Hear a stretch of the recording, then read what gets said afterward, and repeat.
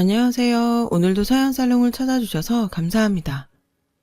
30대 중반 돌싱 여성이자 커리어 우먼이에요. 어릴 적 저는 소위 왈가닥이라고 불리는 학생이었어요. 그렇다고 불량 학생은 아니었고요. 단지 불의를 보면 못 참는 성격이라고 해야 할까요? 그건 어쩌면 엄마의 성격을 많이 물려받았기 때문인지도 몰라요.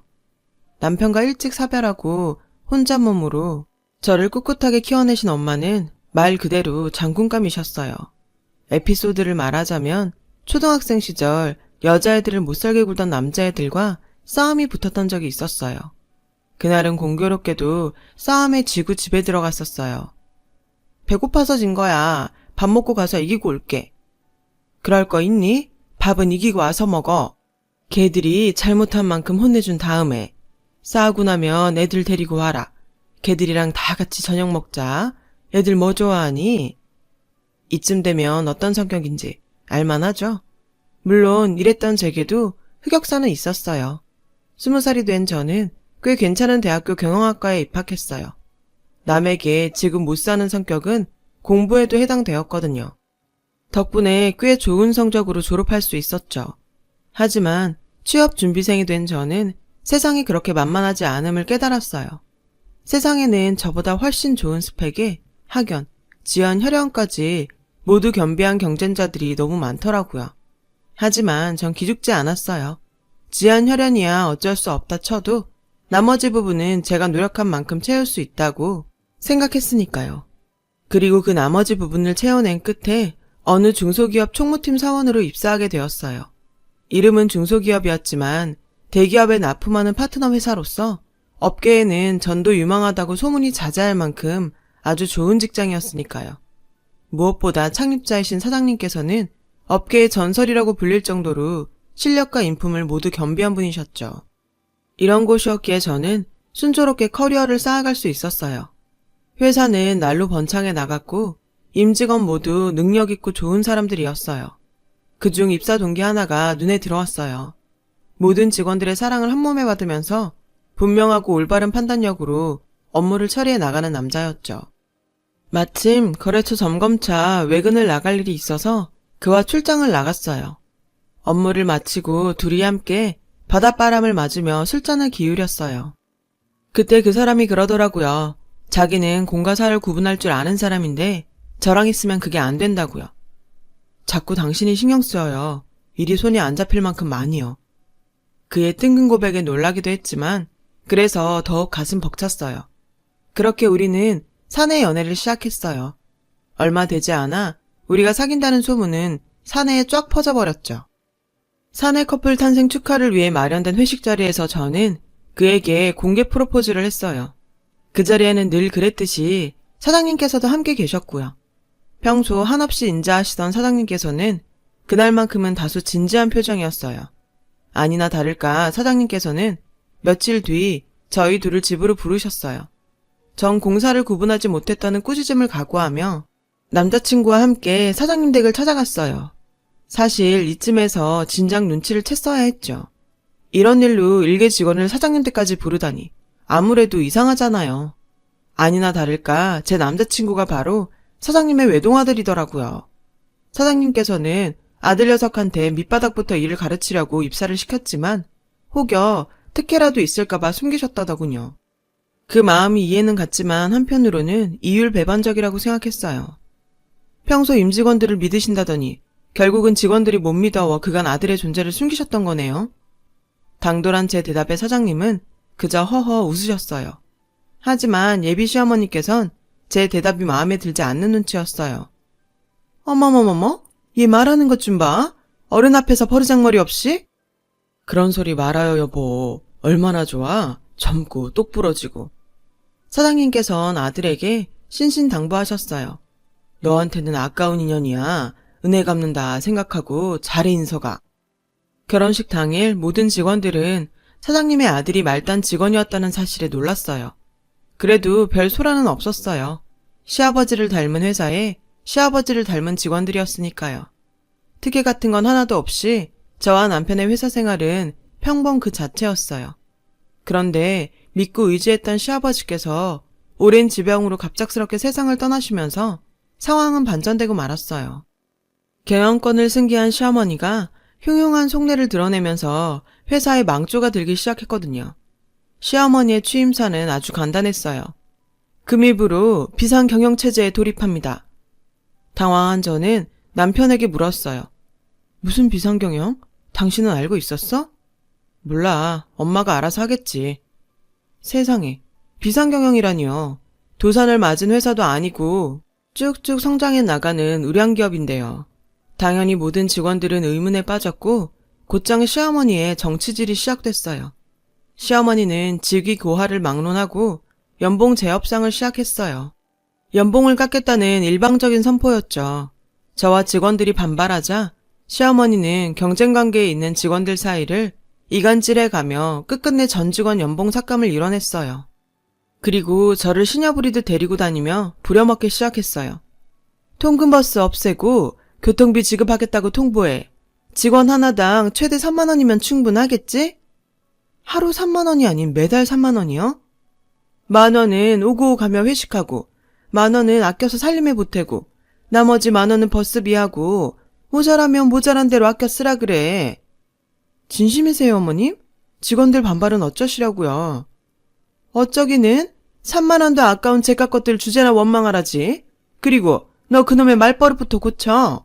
밖에서는 엄연히 사장님이고 안에서는 하늘 같은 시어머니야. 예의를 갖출 건 갖추라고. 지금 생각해보면 이때 이혼을 해야 했어요. 하지만 당시 그러지 못했던 이유는 제 뱃속에 아이가 자라고 있기 때문이었어요.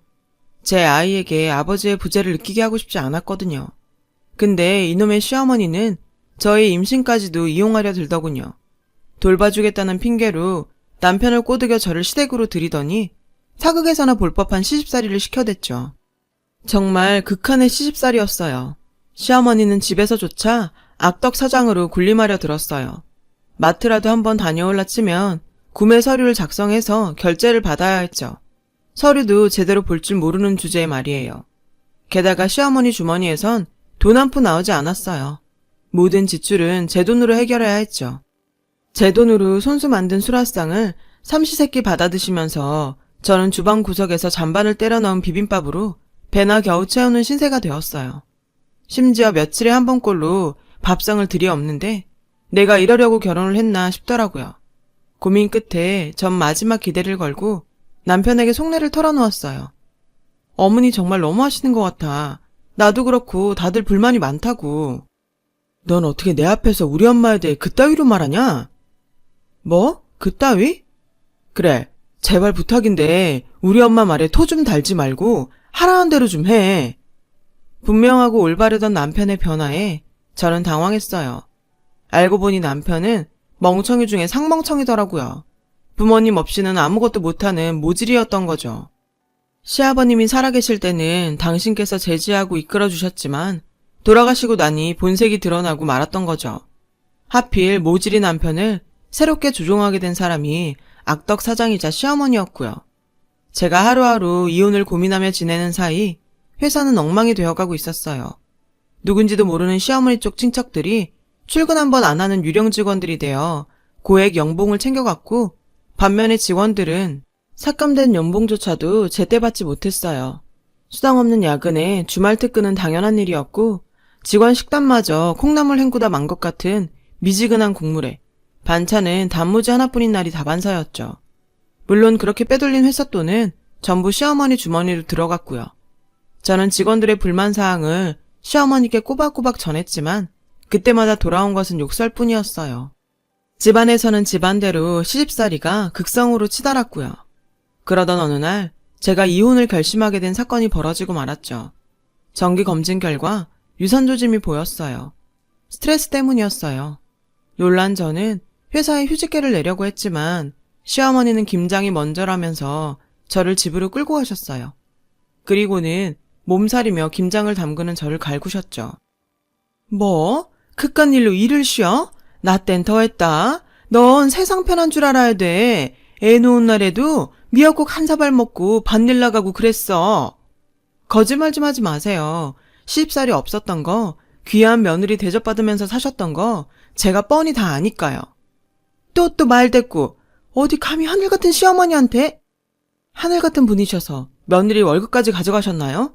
그것도 몇 달째 말씀도 없이? 무슨 소리냐? 난 모르는 일이다. 그러세요? 급여 내역 털어볼까요? 어느 계좌로 들어갔는지 확인할까요? 그 순간 남편이 끼어들며 말했어요. 한 집에서 두 주머니 차는 거 아냐?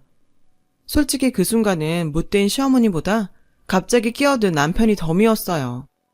자기야, 좋은 게 좋은 거라고 엄마가 어련히 알아서 잘 불려주실까? 그 말에 순간 열이 확 오르더라고요. 너 편들지 마. 너한테는 할 말이 없어서 참고 살았는 줄 알아? 그때였어요. 제 말이 끝나기가 무섭게 시어머니가 제 머리채를 잡아 김치 양념 속에 푹 박아버렸어요. 그리고 그 순간 제 안에 잠자고 있던 분노의 화산이 터져버리고 말았죠. 어머니, 저도 더 이상은 못 참아요. 저는 양념으로 범벅이 된 얼굴을 손으로 훔치곤 그대로 달려들어 시어머니 머리채를 잡았어요. 그리곤 똑같이 김치 양념에 확 파묻어버렸죠. 시어머니는 시뻘건 양념을 뒤집어 쓴 채 발광을 하며 소리를 질러댔어요. 이런 미친! 인연 당장 내보내! 뭐요? 내보내요? 웃기시네. 이런 집구석엔 있으래도 싫습니다. 당신 미쳤어? 지금 뭐 하는 짓이야? 당장 우리 엄마한테 사과해, 당장! 남편은 시어머니 얼굴에 묻은 양념을 닦아내며 제게 소리쳤어요. 똑같이 양념을 뒤집어 쓴 저는 안중에도 없었죠. 그 순간 알았어요. 이 남자와는 더는 결혼 생활을 지속할 수 없다는 걸요. 우리 이혼해. 내가 뭐가 모자라서 이런 대접을 받고 살아야 돼? 그리고요, 어머니, 똑똑히 들으세요. 오늘 일 두고두고 후회하게 해드릴게요. 함께해서 더러웠고 지금부터는 더 더러운 꼴로 만나게 될 겁니다. 그날로 저는 회사에 사표를 냈고 이혼 소송도 걸었어요. 그리고 얼마 뒤 법원으로부터 이혼 판결을 받았죠. 저는 한동안 몸조리를 하며 무사히 출산을 했어요. 그 즈음 회사에서 시어머니의 횡포가 극에 달했다는 이야기가 들려왔어요. 그리고 얼마 뒤 퇴사한 직원들이 저를 찾아왔더라고요. 몸조리하는 내내 속으로 칼을 갈았던 전 그들과 함께 작은 회사를 창업했어요. 전 남편네 회사와 동일한 업종으로요. 그렇게 제 인생의 흑역사에 마침표를 찍고 드디어 복수전이 시작되었죠. 물론 어려운 길임을 각오하고 시작한 도전이었어요. 처음에는 미숙한 초보 대표였던 제 탓에 회사는 종종 위기를 맞고는 했어요. 하지만 다행히도 저에게는 든든한 지원군이 있었어요. 바로 제 인생의 오점인 전 남편과 제게 전투 의지를 북돋아준 시어머니였죠. 저는 사업이 위기에 봉착할 때마다 그들을 떠올리며 치를 떨었고 덕분에 포기하고 싶다는 생각이 싹 달아나 버렸죠. 그뿐인가요? 그들의 방식에 딱 반대로 행동했어요. 대출까지 받아가며 사내 복지를 늘렸고 직원들의 회사 박살을 챙겼죠. 덕분에 직원들의 애사심은 높아졌고 그 모든 행동들이 회사의 성장으로 돌아왔어요. 여기에 저와 함께 창업한 직원분들의 원천 기술이 더해져서 시아버님 계실 적 못지않은 성장세를 보였어요. 시어머니의 악독한 단가 후려치기를 버티다 못한 전 회사의 거래처들도 저희 쪽으로 거래를 옮기기 시작했고요. 시어머니가 저희 회사를 자주 찾게 된 건 그 즈음이었어요. 이 인간들이 얼마나 무능하고 회사에 관심이 없었던지 자기네들 거래처가 우리 쪽으로 옮겨왔는지도 모르더군요. 심지어 본인들 회사에 있던 직원들이 저희 회사에서 일하는 모습을 보고도 누군지 몰라봤죠. 그리고 더 황당했던 건 며느라, 세금이 뭐가 잘못됐단다. 오늘 처리 안 되면 과징금 크게 문다니까 이거 서류 처리 오늘 좀 해줘야겠다. 글쎄 이러지 뭐예요.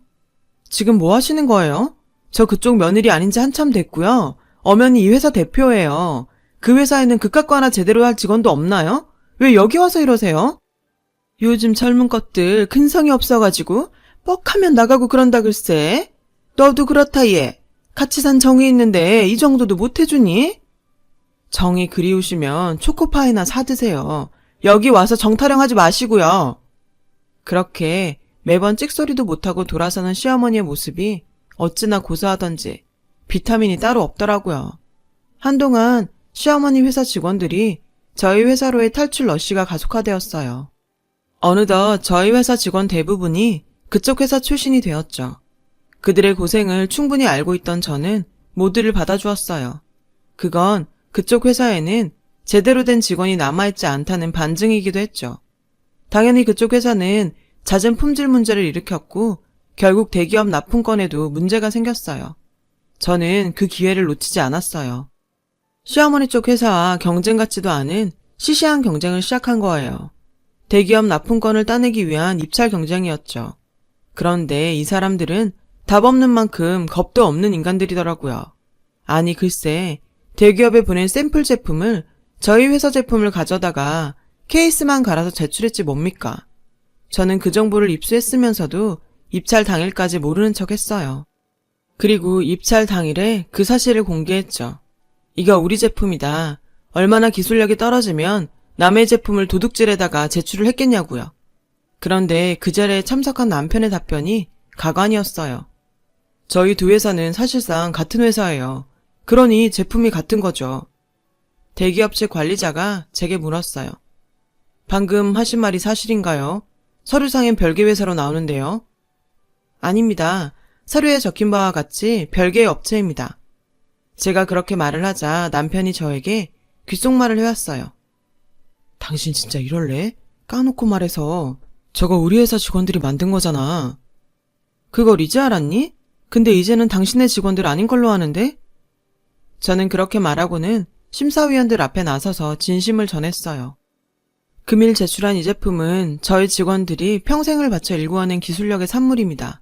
저희는 오직 품질과 기술력, 그리고 가격으로 이번 입찰에서 승부하겠습니다. 그리고 며칠 뒤 아주 당연한 결과가 도착했어요. 저희 회사가 대기업 측 파트너 업체로 선정되었다는 결과였죠. 저는 모든 직원들에게 성과금과 함께 포상휴가를 제안했어요. 하지만 직원들이 거절하더라고요. 그 못돼 처먹은 모자에게 확실하게 갚아주고 싶다면서요. 지금은 우리 회사를 위해 더 노력하고 싶다면서요. 그래서 저는 개별 성과금과 포상휴가를 주었어요. 직원들이 기계는 아니니까요. 행복은 함께 나누고 휴식 여건을 보장해줘야 올바른 일이니까요. 개인 사비를 털었던 탓에 주머니는 다소 가벼워졌지만 뿌듯하더라고요. 이제야 좀 저다운 모습으로 돌아왔다 싶더군요. 얼마 지나지 않아 너무너무 반가운 소식이 들려왔어요. 시어머니의 회사가 최종 부도 처리가 되었다는 소식이었죠. 저는 생계 걱정에 차마 그 회사를 떠나지 못하던 직원들을 받아주기로 했어요. 글쎄 무슨 일이 있었는지 아세요? 기가 막히게도 전 남편이 저희 회사에 경력직 입사 지원서를 냈더라고요. 자존심도 없는 거죠. 저는 그 인간이 어떤 꼬라지가 됐는지 한번 보고 싶어서 면접 핑계로 회사로 불렀어요. 그랬더니 이 인간이 시어머니를 대동하고 면접을 보러 왔지 뭐예요. 그날 그 모자가 보여준 말과 행동은 호암무치의 극치였어요. 특히 시어머니가 가관이었죠. 사무실 꼬라지가 영 그렇구나. 여기서 직원들은 청소도 안 하고 사니? 아무리 없어도 그렇지 없는 티가 너무 나는 거 아니니? 환기 좀 시켜라. 사무실 꼬라지가 이래서야 원. 저와 직원들은 속으로 웃었어요. 즐거운 업무 폭탄에 허덕여서 그렇지 시어머니 집권식이 그쪽 회사보다는 훨씬 깔끔하고 쾌적했거든요. 시어머니는 직원들 앞에서 창피한 줄도 모르고 몰상식한 행동을 이어갔어요. 귀한 손님 모셔놓고 멋들하고 섰어. 커피부터 내오지 않고. 정 필요하면 직접 타드시지 그러세요. 탕비실에 종류별로 다 있으니까요. 너도 알다시피 내가 귀하게 자랐잖니. 난 뜨거운 물 만지고 그런 험한 일을 못한다. 그리고 난 싸구려 믹스커피는 입에 맞지도 않아요. 얼른 사람 보내서 하나 사와. 참고 넘어가려고 했어요. 안 그래도 업무로 바쁜 직원들 앞에서 큰 소리를 내면 방해가 되니까요. 그랬더니 시어머니는 제가 당신을 어려워하는 줄 착각했던 모양이에요. 황당한 속내를 드러내더군요. 너희 다시 재결합하면 내가 이 회사 윗사람 되는 건데 대접이 이러면 쓰니? 재결합이요? 지금 누가 재결합을 한다고 이러세요? 그만큼 겉돌았으면 됐어. 부부가 살다 보면 싸울 때도 있는 법이다. 지난 일은 내가 다 용서해 줄 테니까 이쯤에서 너희 재결합해라. 어른답게 아주 큰 마음 베푸는 줄 알아. 그랬어요. 이 모자는 아들의 면접 때문이 아니라 재결합을 요구하러 찾아왔던 거였어요. 그리고 그 순간 저는 확신했죠. 이 인간들이 회사를 쫄딱 말아먹고도 정신을 못 차렸구나 하고요. 시어머니는 정신을 차리기는커녕 여전히 사모님 망상에 빠져 있었죠. 그래서 결심했어요. 돌아가신 아버님을 생각해서라도 모자의 정신머리를 고쳐놔야겠다고 말이죠. 그렇게 저는 전 남편에게 줄 면접비 3만 원을 모자의 면전에 한 장씩 날리면서 과거 시어머니가 했던 말을 그대로 돌려주었어요. 10,000원은 가는 길에 회식하시고, 10,000원은 아껴서 살림살이에 보태시고, 10,000원은 버스비 하시고, 모자라면 모자란 대로 아껴 씁시다. 너 지금 뭐 하는 짓이야? 어머, 몰라서 물으세요? 어머님한테 받은 대로 돌려드리는 거잖아요. 멀리 안 나가니까 알아서들 가세요. 전 남편과 시어머니가 고래고래 소리를 질러댔지만 저는 아랑곳하지 않고 마침내 긴 악연에 마침표를 찍었어요. 왜요? 내 말에 기분 나빠요? 다 당신이 했던 말이잖아. 그러니까 평소에 올바르게 살았어야지. 3만 원 챙겨서 가시는 길 험하게 가세요. 난 누구처럼 남는 돈 반납하라는 소리는 안 할 테니까. 흥분한 전 남편과 전 시어머니는 사무실 집기를 던지며 난동을 부렸어요. 그러다 결국 경찰 손에 끌려갔죠. 자신들이 한때 부렸던 직원들 앞에서 경찰 손에 질질 끌려가는 모자를 보니 그런 생각이 들더라고요. 저들이 뭐라고 그동안 꾹꾹 참아가며 결혼 생활을 했나 하고요. 감히 말씀드리자면 여러분 참지 마세요. 고통 속에 바스러져 가기에는 우리는 너무 빛나고 아까운 사람들이잖아요. 지금까지 제 사연을 들어주셔서 감사드려요. 여러분, 사연 댓글에 응원과 현명한 조언 부탁드려요. 좋아요와 구독은 저에게 큰 힘이 됩니다. 오늘도 좋은 일 가득하세요.